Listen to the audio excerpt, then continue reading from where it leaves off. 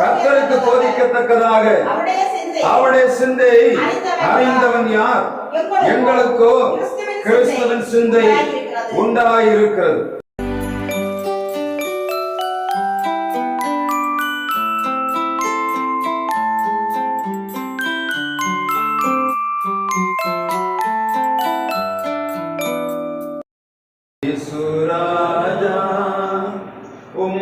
இதய துடிப்பை அறிந்து கொள்ளும் பாக்கியம் தாரும். ஏக்கமெல்லாம் நிறைவேற்ற கிருபையை தாரும். இயேசு ராஜா இதய துடிப்பை அறிந்து கொள்ளும் பாக்கியம் தாரும். ஏக்கமெல்லாம் நிறைவேற்ற கிருபையை தாரும். ஒரு வாழ்வு அது உமக்காக, ஒரு வாழ்வு அது உமக்காக, உணர்வெல்லாம் உமக்காக, உள்ளமெல்லாம் உமக்காக, உணர்வெல்லாம் உமக்காக, உள்ளமெல்லாம் உமக்காக. இயேசு ராஜா. அன்பு நல்லதே, நாங்கள் உமக்கு நன்றி செலுத்துகிறோம். இந்த ஓய்வு நாளின் காலை நேரத்திலே மட்டுமாக எங்களோடு கூட இருந்து நாங்கள் மேன்மைப்படுத்தும்படியாய், ஆராதிக்கும்படியாய், தொழுது சேவிக்கும்படியாய் சாக்கியத்துக்காக நன்றி செலுத்துகிறோம். எங்கள் விண்ணப்பங்களுக்கு செவி கொடுத்தீர், எங்கள் வேண்டுதலை கேட்டுக்கொண்டிருக்கிறீர். ஆண்டவரே, உங்களுடைய பிள்ளைகளை ஆசீர்வதித்து அனுப்பும்படியாய் ஜெபிக்கிறோம். ஆண்டவரே, இவைகளை தம்முடைய பிள்ளைகள் கொடுக்க சரியாய் கொடுத்து அனுப்புவீராக. திருக்கரத்தில் எங்களை தாழ்த்து சமர்ப்பிக்கிறோம். இயேசு கிறிஸ்து நாமத்தில் ஜெபிக்கிறோம் எங்கள் ஜீவனுள்ள நல்ல பிதாவே, ஆமென். கூடி வந்திருக்கிறவங்களை நமது ஆண்டவரும் இரட்சகரும் கருகிறவரும் ஆகிய இறைமேல் இயேசு கிறிஸ்து நாமத்திலே வாழ்த்துகிறேன், வரவேற்கிறேன்.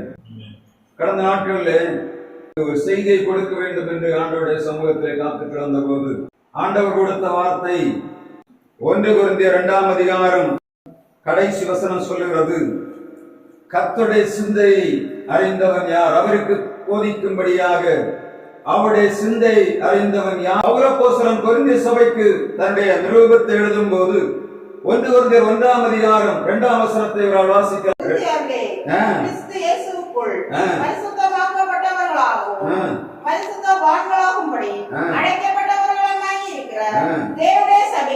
தேவனுடைய சபைக்கும் எங்களுக்கும் தங்களுக்கும் ஆண்டவராய் இருக்கிற நம்முடைய கர்த்தராகிய இயேசு கிறிஸ்துவின் எங்கும்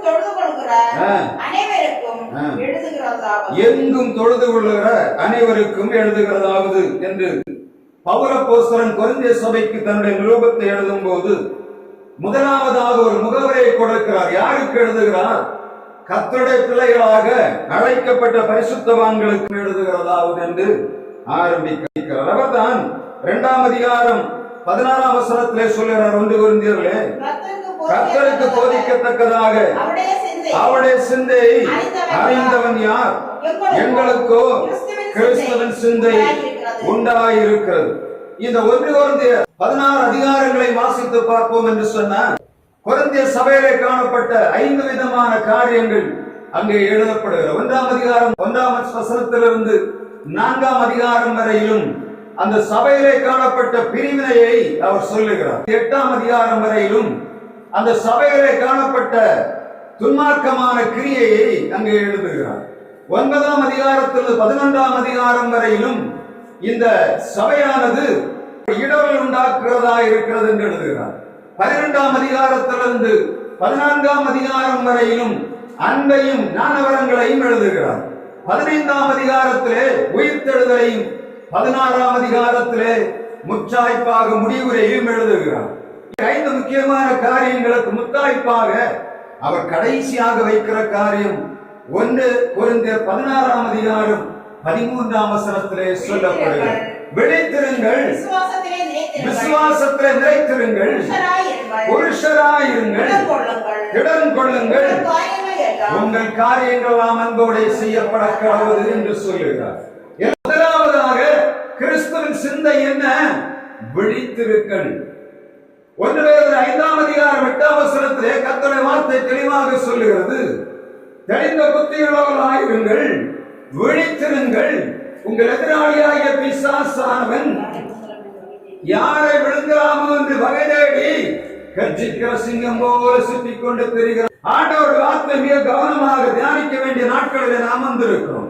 அன்னைக்கு கொரிந்திய சபையிலே காணப்பட்ட அத்தனை காரியங்களும் இன்றைக்கு தேவ சபைகளிலே கிரியை செய்கிறது.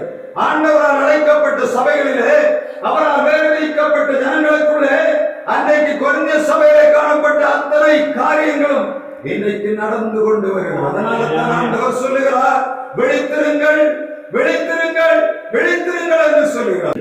நீங்கள் சோதனைக்குட்படாதபடிக்கு விழித்திருந்து ஜெபம் பண்ணுங்கள் என்று ஆண்டவர் 26ஆம் அதிகாரம் மத்தேயு 41ஆம் வசனத்திலே சொல்லுகிறார்.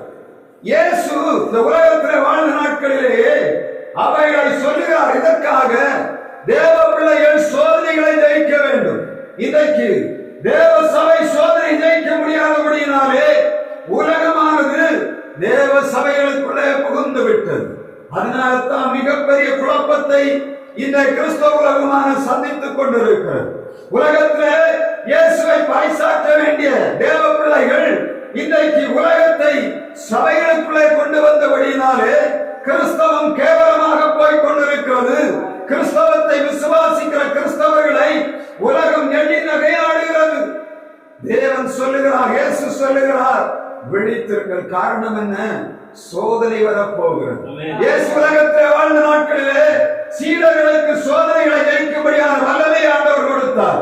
இப்பொழுது அவர் அந்த உலகத்தை விட்டு கடந்து போக வேண்டிய சூழ்நிலை வருகிறது. இப்பொழுது ஒரு காரியத்தை செய்கிறார். சீடர்கள் 3 கூட்டிக் கொண்டு போகிறார். தன்னுடைய ஊழியத்தை அவருடைய கையில ஒப்புக் கொடுக்கும்படியாய் விருப்பமுள்ள ஆண்டவர் கெத்செமனேயிலே போய் தன்னுடைய பாடு மரணத்துக்கு முன்பாக இந்த ஆளுகையின் குரலை ஆண்டவருக்கு நேராக ஏறெடுக்கிறார். என்ன ஆளுகை? இந்த பாத்திரம் என்னை விட்டு நீங்க கூடுமானால் நீங்கும்படி செய்யும், ஆனாலும் என்னுடைய சித்தப்படி அல்ல, உங்களுடைய சித்தத்தின்படி நடக்க கடவுள் என்று சொல்லி நெற்றி வேர்வை நிலத்தில் இரத்த வேர்வையாக சிந்த ஆண்டவர் போராடி கொண்டிருக்கிறார். அவர் அழைத்துக் கொண்டு வர சீடர்களோ இயேசுவோடு கூட 1 மணி நேரம் விழித்திருந்து ஜெபிக்க முடியவில்லை. இயேசு சொல்லுகிறார், நீங்கள் விழித்திருங்கள், சோதனைக்குட்படாதபடிக்கு விழித்திருந்து ஜெபம் பண்ணுங்கள் என்று ஆண்டவர் சொல்லுகிறார். இங்கே 1 கொரிந்தியர் 6ஆம் அதிகாரம் 18ஆம் வசனத்திலே இந்த காரியத்தை இங்கே பவுல் அப்போஸ்தலன் கொரிந்திய சபைக்கு எழுதுகிறார். வாசிக்கலாம். 1 கொரிந்தியர் 6ஆம் அதிகாரம், வேசித்தனத்திற்கு விலகி ஓடுங்கள், மனுஷன் செய்கிற எல்லா பாவமும் சரீரத்துக்கு புறம்பாயிருக்கும், வேசித்தனம் செய்கிறவனோ தன் சுய சரீரத்திற்கே கேடு விளைவிக்கிறான். கர்த்தருடைய வார்த்தை சொல்லுகிறது, இன்றைக்கு உலகத்தில் நாம் விழிப்பாய் வாழ வேண்டிய காரியம் என்னன்னா, வேசித்தனம் விபச்சாரம் தேசத்திலே அங்கீகரிக்கப்பட்டு விட்டது. எங்க திரும்பினாலும் கிறிஸ்தவர்களானாலும் கிறிஸ்தவர்கள் அல்லாதவர்களானாலும் பாவம் என்று சொல்லக்கூடிய வேசித்தனம் விபச்சாரமானது எங்கும் பறந்து விட்டது. எல்லா ஜனங்களும் சொல்லுகிறார்கள், இதற்குள்ளாக கடந்து போய்விட வேண்டும் என்று சொல்லித்தான் இன்னைக்கு உலகம் போராடி கொண்டிருக்கிறது. அநேக நாடுகளிலே போப்போர் சமீபத்தில் ஒரு அறிக்கையை வெளியிட்டார். இந்த அறிக்கையானது வேதத்துக்கு ஒவ்வாத அநேக காரியங்களை அவர் நடைமுறைப்படுத்தலாம் என்று சொல்லி அங்கீகரிக்கப்பட்டதாக இன்னைக்கு சட்டங்கள் மாறிக்கொண்டு வருகிறது. தேவ சபை எச்சரிப்பாய் வாழ வேண்டிய காலம். கொரிந்திய சபைக்கு அப்போஸ்தலனாகிய பவுல் எழுதும்போது சொல்லுகிறார், விழித்திருங்கள். நீங்க பார்த்தீங்கன்னா தெரியும், அந்த கொரிந்திய சபையிலே காணப்பட்ட அக்கிரமம். அவர் சொல்லுகிறார், அஞ்ஞானியிடத்தில் சொல்லப்படாத மகா பெரிய காரியங்கள் நடந்து கொண்டிருக்கிறது என்று 1 கொரிந்தியர் 5ஆம் அதிகாரத்திலிருந்து அவர் 6ஆம் அதிகாரம் வரையில் முழுவதுமாக சொல்லிக் கொண்டு வருகிறார். என்ன காரியம் என்று நம்ம இதை வாசிக்கிறதற்கு நேரம் இல்லை. நான் எங்க வீடுகளில் போய் வாசிக்கணும். தேவ பிள்ளைகளாய் நாம் ஜெயிக்க வேண்டும் என்று சொல்லி ஆண்டவர் விரும்புகிறார். திருச்சபையான கடைசி நேரத்துக்கு நேராக வந்து கொண்டிருக்கிறது. ஆனால் விழிப்புடன் இருப்பதற்கு, ஆண்டவருடைய எச்சரிப்பை கொடுப்பதற்கு இன்றைக்கு சபைகள் மறந்து போய்விட்டபடியினாலே ஆண்டவர் சொல்லுகிறார், சபை கடைசி நாட்களிலே விழிப்போடு வாழ வேண்டும். காரணம் என்ன? சபையானது இன்றைக்கு நரகத்துக்கு நேராக போய்கொண்டிருக்கிறது. எல்லா ஜனங்களும் அழிவுக்கு நேராக போய் கொண்டிருக்கிறார்கள். இன்றைக்கு நாம் காடுகளில் உள்ள காரியங்களை இன்றைக்கு இந்த நேஷனல் ஜியோகிராபி என்று சொல்லக்கூடிய யூடியூப்களிலும் மற்ற டிவிகளிலும் பார்த்து கொண்டிருக்கிறோம். மனிதனானவர் காடுகளுக்குள்ளே போய் பிராணிகளுடைய வாழ்க்கை முறையை அவர் அப்படியே படம் எடுத்து இங்கே போடுகிறார்கள். மான்கள் தண்ணீர் குடிக்க வருகிறது, மற்ற மிருகங்கள் தண்ணீர் குடிக்க வருகிறது. அங்கே என்ன இருக்கிறது என்றே தெரியாது. ஆனால் அந்த மான் குடிக்கிறதை நான் ஒரு நாள் வாட்ச் பண்ணி கொண்டிருக்கிறேன். அது தண்ணீரை கால் வைக்கும் போது ஓடுவதற்கு ஆயத்தமாக நின்று தண்ணீரை பருகிறது என்று பார்ப்போம். எந்த மிருகம் வந்தாலும் சரி, அது சிங்கமாக இருந்தாலும் சரி, மானாக இருந்தாலும் சரி, எந்த மிருகமாக இருந்தாலும் சரி, குடிக்கிற தண்ணீர் தாகம் தீர்ப்பதற்காக தான் மிகுந்த தாகத்தோடு வருகிறது. செத்து போகக்கூடிய சூழ்நிலை தண்ணி இல்லாவிட்டால் என்று சொல்லி ஓடி வருகிற மானானது ரொம்ப கவனமாக நாம் பாய் வைக்கிறதை நாம் பார்க்க முடியும். பாவமானது நம்முடைய தேசத்திலே தண்ணீரை போல பரவிவிட்டது. உள்ளே யார் இருப்பது? அந்த தண்ணீருக்குள்ளே மறைந்திருக்கிற பிராணி என்ன? முதலை உட்கார்ந்திருக்கும். முதலை தண்ணீருக்குள்ள இருந்து அது கவனமாக பார்த்து கொண்டிருக்கு, வெளியே தெரியவே செய்யாது. அந்த மிருகம் உள்ளே கிடப்பது மேலிருக்கிற மிருகத்துக்கு தெரியாது. ஆனால் அதற்கு தெரியும், அங்க ஏதோ இருக்கிறது, சலனம் இருக்கிறது, எனக்கு உயிர் தப்ப வேண்டும். ஆனால் நான் என்ன செய்ய வேண்டும்? ரொம்ப கவனமாக நான் தண்ணீர் அருந்த வேண்டும் என்று சொல்லி கவனமாக தண்ணீர் அருந்துகிற எந்த மிருகம் கவனமற்று போய் தண்ணீர் குடிக்கிறதுன்னா அது கண்டிப்பாக சிங்கமானாலும் சரி, புலியானாலும் சரி, மானாலும் சரி, நீர் யானையானாலும் சரி, எந்த பெரிய மிருகமானாலும் முதலைக்கு தப்பவே முடியாது.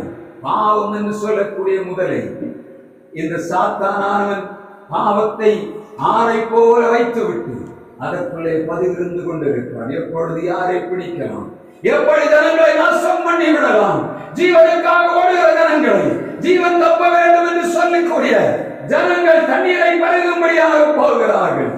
அவர்கள் கவனமாக இல்லாவிட்டால் சத்துருவானவன் கவிழ்த்து விடுகிறான். இன்றைக்கு பிள்ளைகளுடைய கைகளிலே மிக உயர்ந்த செல் வைக்கப்பட்டிருக்கிறது. கொரோனா காலங்களிலே எல்லா பிள்ளைகளும் படிக்க வேண்டும் என்று சொல்லி மிகவும் உன்னதமான போன்களை அவருடைய கையிலே ஸ்மார்ட் போன்களை கொடுக்கும்படியான சூழ்நிலை உருவானது. அதுவரையிலும் பட்டன் போன் வைத்துக் கொண்டிருந்த எல்லாரும் பிள்ளைகள் பாடம் நடத்துவதற்கு ஆசிரியர்கள் இந்த அவருடைய பாடத்தை பிள்ளைகள் கற்றுக்கொள்ள வேண்டும் என்று சொல்லி ஸ்மார்ட் போனை கொண்டு வந்த சாதாரண போன்ல அவர்கள் கொடுக்கக்கூடிய டீச்சிங் வராது. எனவே நல்ல விலை உயர்ந்த போன்கள், அன்றைக்கு இருந்த மிக உயர்ந்த போன்களை பிள்ளைகளுடைய கையிலே கொடுத்தோம். இன்றைக்கு பிள்ளைகள் அடிமைகளாய் போனார். மிகவும் மோசமான காலத்துக்குள்ளே நாம் வந்து விட்டோம். நம்முடைய பிள்ளைகளுடைய கையிலே கொடுக்கப்பட்டிருக்கிற இந்த செல்போனானது இது பாவம் நிறைந்த நீரூற்று, பாவம் நிறைந்த ஆறு. இதற்குள்ளே காணக்கூடிய முதலைகளை யார் இனம் கண்டுகொள்வது? தேவ பிள்ளையே, தேவ சமூகத்திலே வந்து அவருடைய சமூகத்திலே பரிசுத்தாவின் அபிஷேகத்தை பெற்று நீ விடுதலை பெறாவிட்டால் உன்னுடைய வாழ்விலே கண்ணிகள் பாவமானது ஆரை போல பாய்ந்து கொண்டிருக்கிறது. அதற்குள்ள இருக்கிற முதலையை நாம் கண்டுகொள்ள முடியாது. முதலாவதாக குடிக்கும் போது இனிப்பாகத்தான் இருக்கிறது. நாம் பார்க்க பார்க்க பார்க்க உள்ளே போக போக போக அது நம்மை அடிமைப்படுத்தி இன்றைக்கு ஜனங்கள் போன்றதுக்குள்ளே விழுந்து கிடக்கிறது. தேவ பிள்ளைகளாகிய நாமும் அப்படித்தான். அநேக நேரங்களிலே நம்முடைய வாழ்வு இப்படித்தான் போய்கொண்டிருக்கிறது. வருந்த சபையிலே காணப்பட்ட விழிப்பு நம்முடைய பிள்ளைகளுக்கு வேண்டும், விழிப்பில்லாத வாழ்வு மாறி போக வேண்டும் என்று சொல்லுகிறார். அங்கே காணப்பட்ட பிரிவினை என்ன வசனம் சொல்லுகிறது? 2ஆம் அதிகாரத்திலே அந்த ஜனங்களுக்குள்ளே பிரிவினை காணப்பட்டது. என்ன? நான் பவுலை சார்ந்தவன், நான் அப்பல்லோவை சார்ந்தவன், நான் இயேசுவை சார்ந்தவன் என்று சொல்லி அங்கே பிரிவினை காணப்பட்டதை கர்த்தருடைய வார்த்தை சொல்லுகிறார். பவுல் அப்போஸ்தலன் சொல்லுகிறார், இல்ல, பவுல் உங்களுக்காக இரத்தம் சிந்தவில்லை, பவுல் உங்களுக்காக ஜீவனை கொடுக்கவில்லை, இயேசுவே ஜீவனை கொடுத்தார், இயேசுவே விடுதலை கொடுக்கும்படியாக உலகத்திலே வந்தார், அவரை பின்பற்றி வாழ வேண்டும் என்று சொல்லி பவுல் அப்போஸ்தலன் எச்சரிப்பு கொடுக்கிறதை நாம் பார்க்க முடியும். தேவ பிள்ளைகள் ஜெயிக்க வேண்டும் என்று சொன்னா விழிப்புடனே வாழ வேண்டிய கடைசி நாட்களிலே நாம் வந்திருக்கிறோம். நமக்கு முன்பாக வைக்கப்பட்டிருக்கிற பாவத்தின் கண்ணிகளானது ஆரை போல பாய்ந்து கொண்டிருக்கிறது. எந்த பெரிய மனிதனும் தப்பிக்க முடியாது. வசனம் சொல்லுகிறது, நட்சத்திரங்களை போல மின்னிக் கொண்டிருந்த இந்த பரிசுத்தவான்களை, நட்சத்திரங்களை அவைகள் கீழே தள்ளி போட்டது. உயரத்திலே உயரத்திலே உயரத்திலே இருக்கிற பரிசுத்தவான்களை தள்ளி போடும்படியாக இந்த நாட்களே சத்ருவான் விழித்திருக்கிற விலை என்ன? அவனுடைய வாள், அவன் வாள் அந்த இந்த தேசத்துக்கு மேலாக விரிக்கப்பட்டிருக்கு. பாவம் என்று சொல்லக்கூடிய இந்த அக்கிரமம் விரிக்கப்பட்டிருக்கிறபடியினாலே பவுலப்போஸ்தலன் சொல்லுகிறார், விழித்திருங்கள் என்று சொல்லுகிறார். இரண்டாவதாக ஆண்டவருடைய வார்த்தை அங்கே சொல்லுகிறது, விசுவாசத்திலே தரித்திருங்கள். 1 Corinthians 16:13 இரண்டாவதாக ஆண்டவர் சொல்லுகிறார், பவுலப்போஸ்தலனை கொண்டு விசுவாசத்திலே நிலைத்திருங்கள், விசுவாசத்திலே நிலைத்திருங்கள். எப்படி? 1 Corinthians 2:4 வாசிக்கலாம். 1 Corinthians 2:4 அங்கே ஒரு விசுவாசத்தை ஆண்டவர் சொல்லுகிறார். பவுலப்போஸ்தலனை கொண்டு வாசிக்கலாம். உங்கள் விசுவாசம் மனுஷருடைய ஞானத்தில் அல்ல, தேவனுடைய பலத்திலே நிற்கும்படிக்கு என் பேச்சும் என் பிரசங்கமும் மனுஷ ஞானத்திற்கு ஆவியினாலும் பலத்தினாலும் உறுதிப்படுத்தப்பட்டிருக்கிறது. உங்கள் விசுவாசம் மனுஷருடைய ஞானத்தினால் அல்ல. இன்றைக்கு உலகமானது விசுவாசம் என்று சொல்லக்கூடிய காரியம் அநேகத்தை விதைத்துக் கொண்டிருக்கிறது. தேவ பிள்ளைகள் ரொம்ப கவனமாக வாழ வேண்டிய காலம் இது. விசுவாசம் என்று சொன்னால் என்ன? அதை வசனம் சொல்லுகிறது, தேவனுடைய வார்த்தையை நயவசனிப்பினாலே நான் அதை விதைக்கவில்லை. எதை கொண்டு விதைக்கிறேன்? இந்த விசுவாசத்தினாலும் பரிசுத்த ஆவியினாலும் விதைக்கிறேன். விசுவாசம் என்று சொல்லக்கூடியது என்ன? எபிரேயரில் சொல்லப்படுகிறது, விசுவாசம் என்பது 11:1 விசுவாசம் என்பது நம்பக்கூடிய உறுதியும் காணப்படாதவைகளின் நிச்சயமாய் இருக்கிறது. இயேசு உலகத்திலே வாழ்ந்த நாட்களிலே 2 மிக முக்கியமான காரியங்களை அவரை விசுவாசத்திற்கு அடைமொழியாக கொடுத்ததை பார்க்க முடியும். லூக்கா 7:9 150 விசுவாசத்தை ஆண்டவர் பார்த்து மெச்சுகிறார். அவர் சொல்லுகிறார், இஸ்ரவேலருக்குள்ளும் இப்படிப்பட்ட விசுவாசத்தை நான் காணவில்லை. ஒரு 100 அவன் ஆண்டவரை விசுவாசிக்க வேண்டியவன் அல்ல.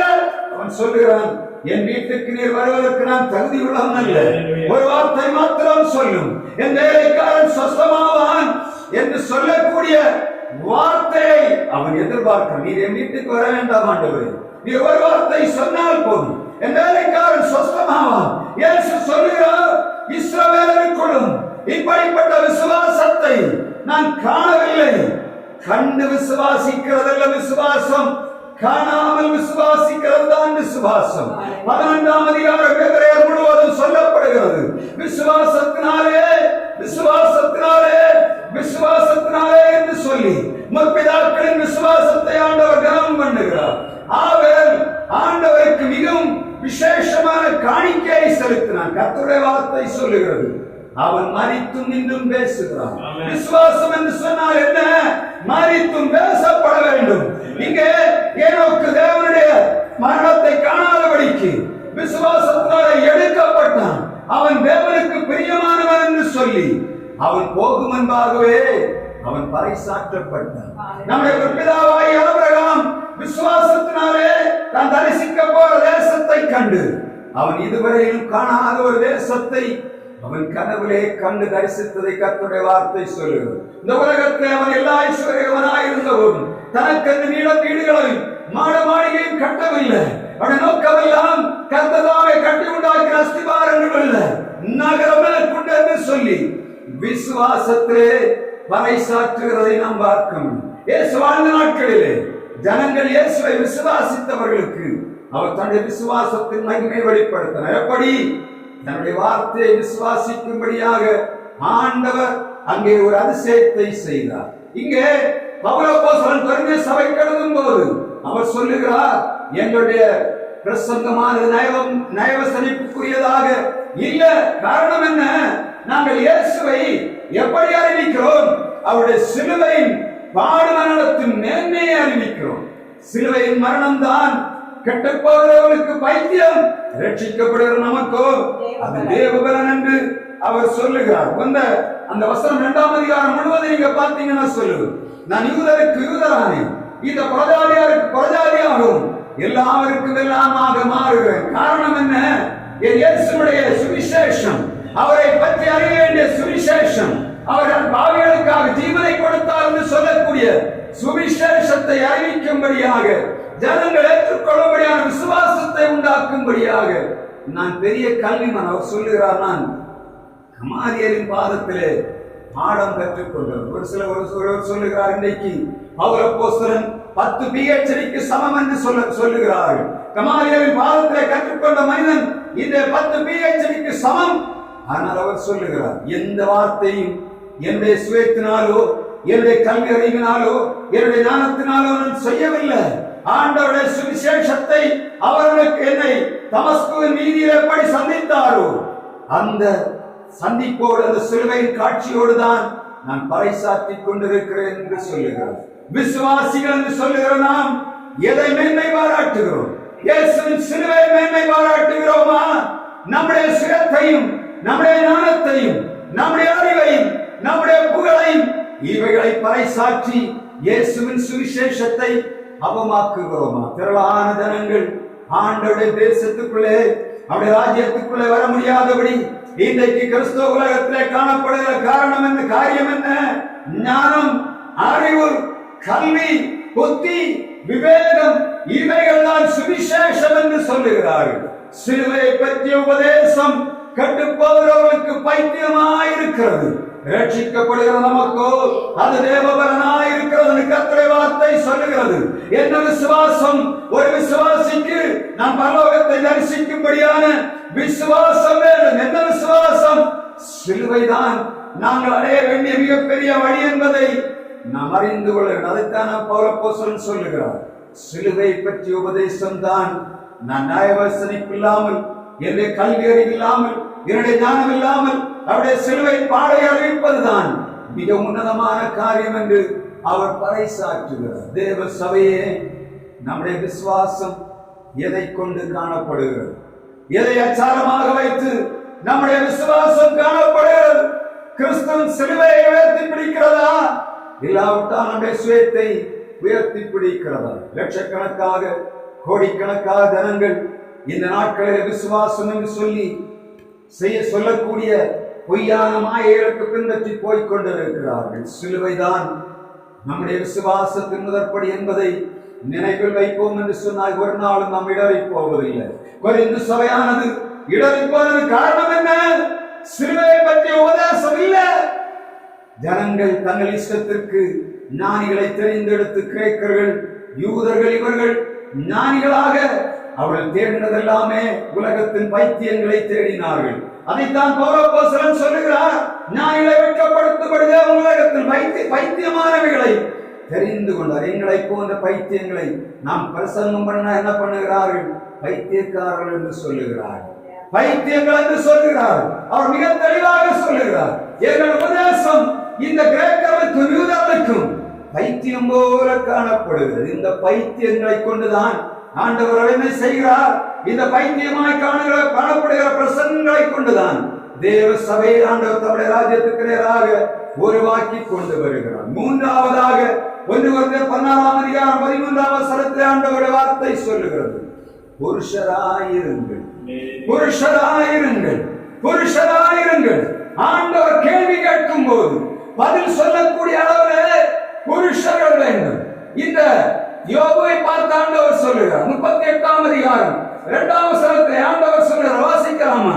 யோபு 38ஆம் அதிகாரம் 3ஆம் வசனம், 40ஆம் அதிகாரம் 7ஆம் வசனத்திலே ஆண்டவர் புருஷனை பற்றி கேட்கிறார். நம்ம புருஷன் என்ன செய்வோம்? இப்போதும் புருஷனை போல புருஷனை போல நான் உன்னை கேட்பேன், இடைகட்டிக்கொள், இடைகட்டிக்கொள். இப்பொழுது புருஷனை போல இடைகட்டிக்கொள், நான் உன்னை கேள்வி கேட்க போகிறேன்.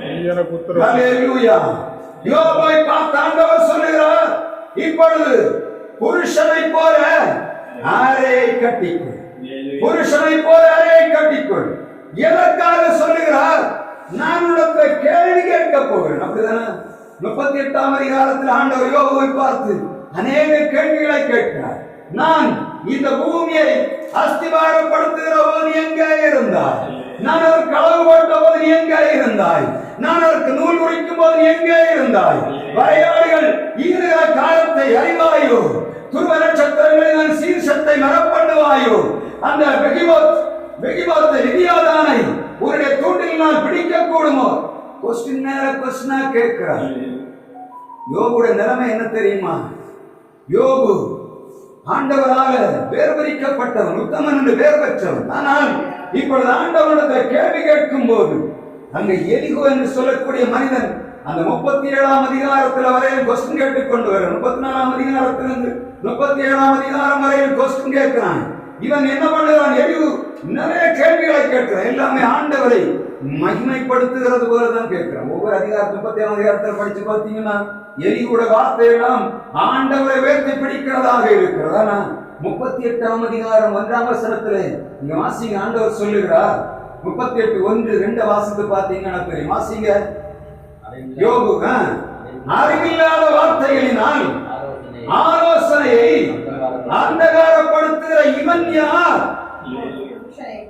எப்பொழுதும் புருஷனை போல் ஆண்டவர் எலிகு அவரை மைமைப்படுத்தினதாகத்தான் நாம் பார்க்க முடியும். எல்லா வார்த்தை எலிகுடைய வார்த்தை ஆண்டவரை மைமைப்படுத்துகிறதாக இருக்கிறது. ஆனால் யோபுவை குற்றப்படுத்துகிறதாக இருக்கிறது. யோபுடைய சகோதரர்கள் எல்லாரும் அவனை குற்றப்படுத்துகிறார்கள். நொந்து போய் உட்கார்ந்து இருக்கிறது. வசனம் சொல்லுகிறது 19ஆம் அதிகாரம் யோபு 25ஆம் வசனத்திலே மீட்பர் உயிரோடு இருக்கிறார் என்றும் அவர் கடைசி நாளிலே பூமியின் மேல் இருப்பார் என்று நான் அறிந்திருக்கிறேன்.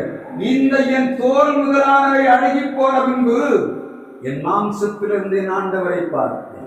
அவனுக்கு சிரிப்பதற்கு ஒரு முகத்துல மாத்திரம் தான் இருந்து கொஞ்சம் போல தோல் இருந்து பல் எப்படி இருந்திருக்கும், வெளியே காட்டிக் கொண்டிருந்தது.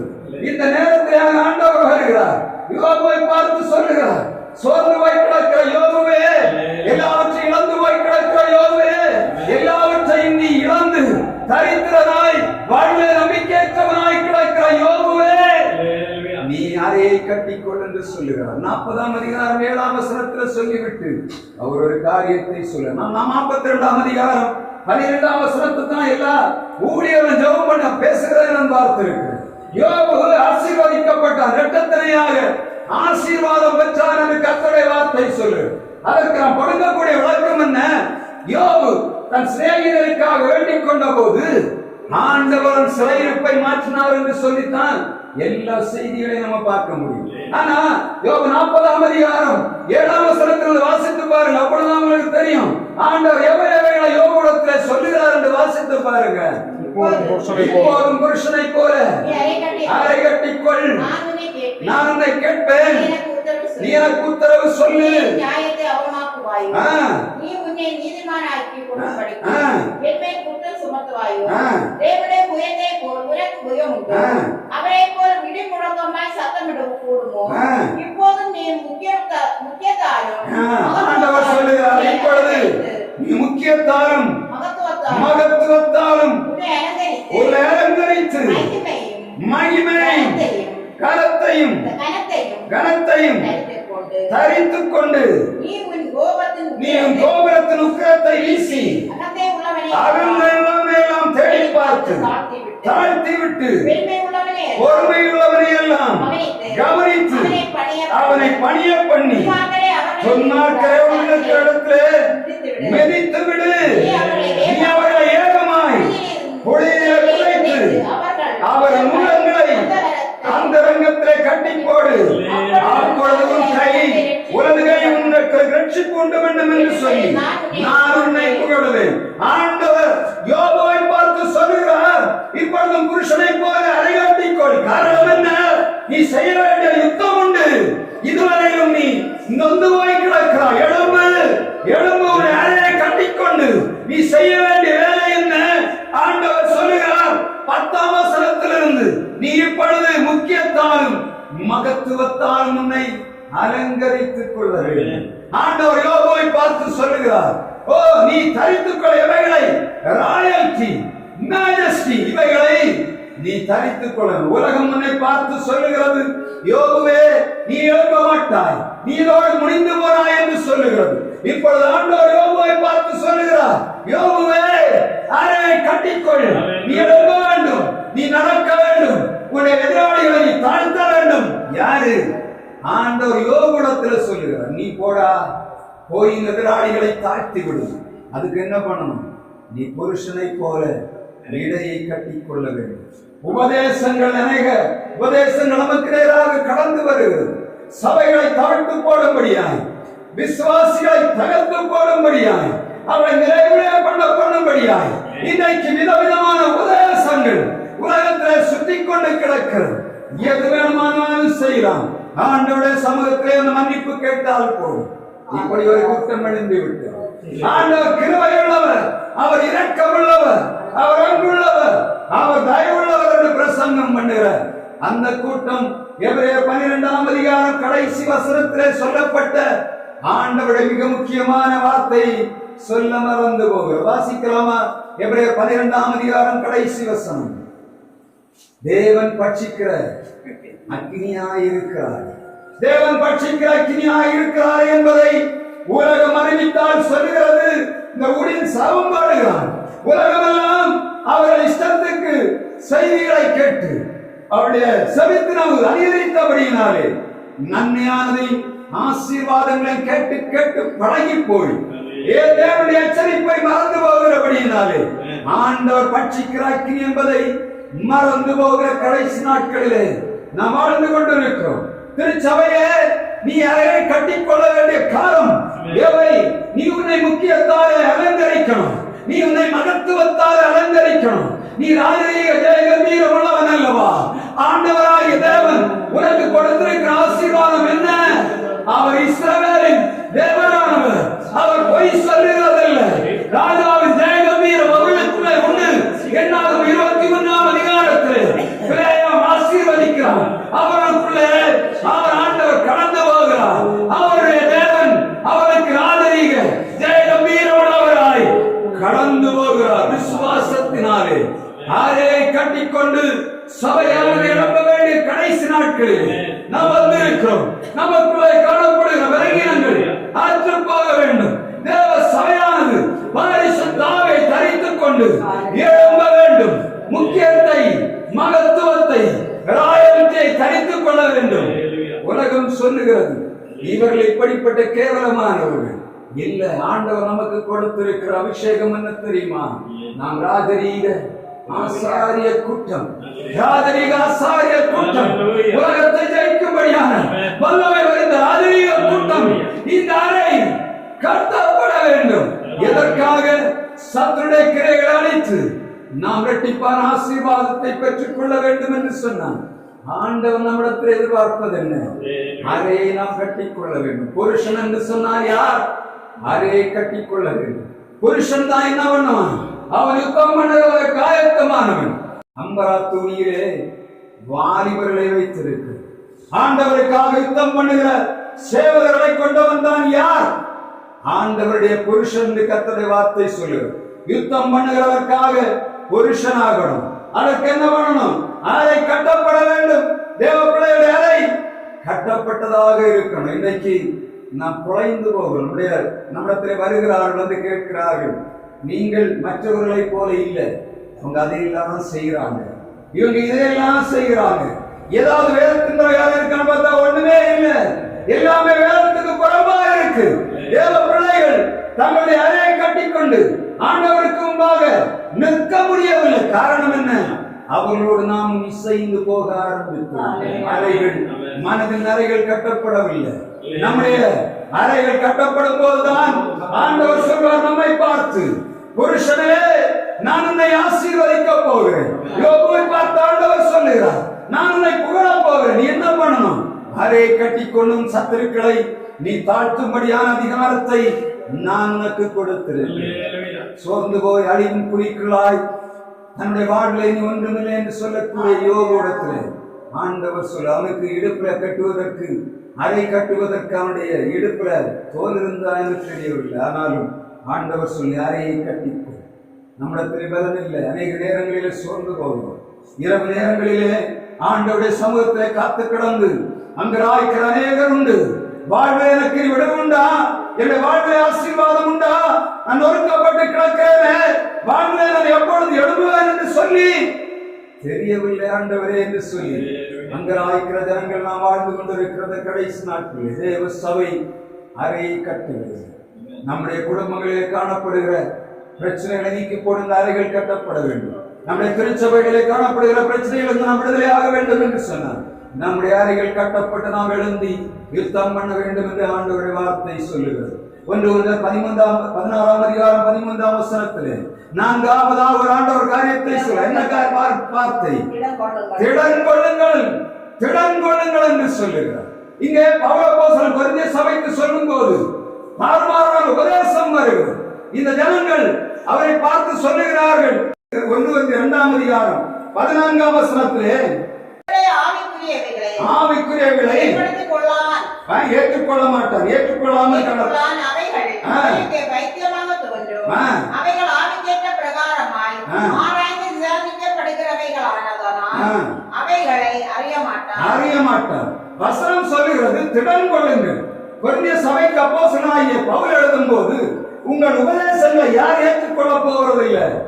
மாம்ச குணமுள்ளவன், ஜென்ம சுபாவம் உள்ளவன் ஏற்றுக்கொள்ள மாட்டான். என்ன பண்ணுவான்? ஜென்ம சுபாவம் உள்ளவன் தன்னுடைய சுயத்தின் பிரகாரமாக கிரியை செய்கிறதை நாம் பார்க்கிறோம். இயேசுடைய சீடர்கள் எல்லாரும் இரத்த சாட்சியாக மரித்தார்கள். காரணம் என்ன?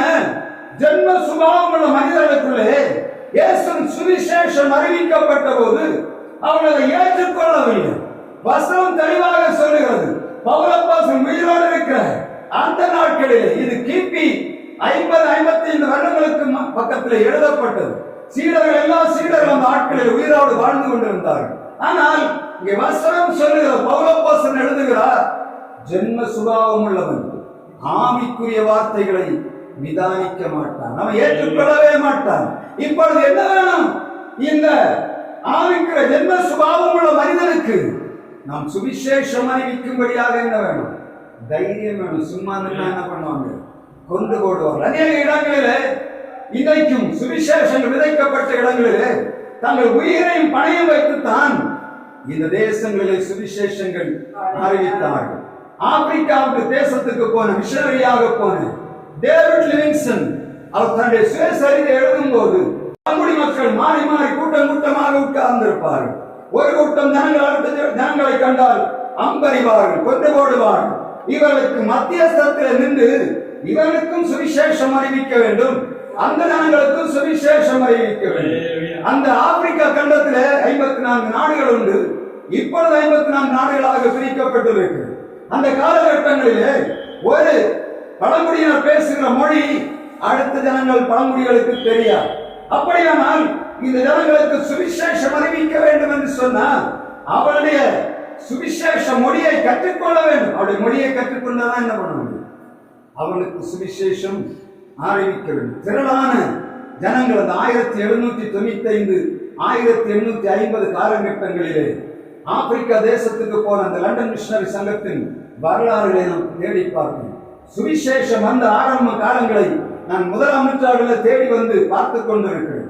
இந்த தேசமானது லண்டன் மிஷனரி சங்கமானது உருவாக்கப்பட்ட காலம் 1795 வருடத்திலே 93 வருடத்தில் ஆரம்பிக்கப்பட்டு 95க்கு அப்புறமாக சுவிசேஷங்கள் கப்பல் மூலமாக உலகங்களுக்கு அனுப்பப்பட்டு முதலாவதாக 18 பேர் தான் ஒரு இடத்துல உட்கார்ந்து இந்த மிஷனரி சங்கம் உலகம் முழுவதும் இயேசுவின் சுவிசேஷம் அறிவிக்கப்பட வேண்டும் என்று சொல்லி 17ஆம் நூற்றாண்டிலே 2வது காரியத்தை எடுத்தார். ஒவ்வொரு மிஷனரிமார்களும் தங்கள் உயிரை பணயம் வைத்துத்தான் ஒவ்வொரு தேசங்களுக்கும் போனார். ஒவ்வொரு தேசத்திலும் போய் அவர்கள் துணிகரமாக நின்று தங்கள் உயிரை பணயம் வைத்து ஆண்டவருடைய சுவிசேஷத்தை அறிவித்தார். இயேசு சொன்னார், திடன் கொள்ளுங்கள், நான் உலகத்தை ஜெயித்தேன். காரணம் என்ன? இந்த உலகங்களை அப்போஸ்தலன் கொரிந்திய சபைக்கு எழுதும் போது சொல்லுகிறார், எங்கள் சுவிசேஷம் நயவசனிப்புள்ளதாக இருக்காது, கல்விமான்களுடைய சுவிசேஷம் போல இருக்காது. நாங்கள் அறிவிக்கிற சுவிசேஷமாகிய சிலுவையை இந்த ஜனங்கள் ஏற்றுக்கொள்ள மாட்டார்கள். அவர்களுக்கு என்னுடைய சுவிசேஷம் எல்லாம் வைத்தியமாகத்தான் காணப்படும். ஆனா என்ன பண்ணணும்? திடன் கொண்டு தைரியமாக காரியங்களை செய்யும்படியாக ஆண்டவர் அந்த கொரிந்திய சபையின் ஜனங்களுக்கு ஆண்டவர் பவுலப்போஸ்தலனை கொண்டு எச்சரிப்பு கொடுக்கிறார். தேவ சபை ஏற்றுக்கொள்ள வேண்டிய 5வது முக்கியமான காரியம், அதற்கு அடுத்த வசனம் 17ஆம் வசனம் சொல்லுகிறது, உங்கள் கிரியைகள் எல்லாம் அன்போடு செய்யப்படக்கிறது. இங்கே 1 Corinthians 13ஆம் அதிகாரத்திலே மிக தெளிவாக சொல்லுகிறார். 13ஆம் அதிகாரம் 14ஆம் அதிகாரங்களிலே அவர் சொல்லுகிறார், உங்கள் காரியங்கள் எல்லாம் அன்போடு செய்யப்பட வேண்டும். நீங்கள் ஊழியம் செய்கிறதெல்லாம் உண்மைதான், ஆனா என்ன பண்ணணும்? உங்கள் காரியங்கள் எல்லாமே ஆண்டவருடைய அன்போடு செய்யப்பட வேண்டும். 12ஆம் அதிகாரத்திலே திடன் கொள்ளும்படியாக ஆண்டவர் கொடுக்கிற வாக்குத்தத்தம் என்ன? வரங்களை பெற்று அவை சபையான ஜொலிக்க வேண்டும் என்று சொல்லுகிறார். இப்படி 1 Corinthians 16ஆம் அதிகாரம் வரை 5 மிக முக்கியமான காரியங்களை அவர் எழுதி வைத்திருக்கிறார். என்ன காரியங்கள்? முதலாவதாக வெடித்திருங்கள், இரண்டாவது விசுவாசத்திலே நிலைத்திருங்கள், மூன்றாவதாக புருஷராயிருங்கள், நான்காவதாக திடன் கொள்ளுங்கள், ஐந்தாவதாக அன்போடு காரியங்களை செய்யுங்கள் என்று ஆண்டவர் கொரிந்திய சபைக்கு பவுல் அப்போஸ்தலனை கொண்டு எச்சரிப்பு கொடுக்கிறார். தேவ சபை கடைசி நாட்களே வந்து கொண்டிருக்கிற சூழ்நிலை நாம் பார்த்துக் கொண்டிருக்கிறோம். இதிலே குறைவாய் கிடக்கிறோம் என்பதை நாம் பார்க்க வேண்டும். ஊழியர்களாகிய நாமும் இவைகளை ஒவ்வொரு நாளும் நாம் இந்த வசனத்தை தியானிக்க ஆரம்பித்த போதே ஆண்டவர் சொல்ல நமக்குள்ளே காணப்படுகிற எனக்குள்ளே காணப்படுகிற எச்சரிப்பின் சத்தம் ஓங்கி துரிக்க வேண்டும் என்பதை ஆண்டவர் வலியுறுத்தி வருகிறார். கடைசி நாட்களிலே வந்திருக்கிறோம்.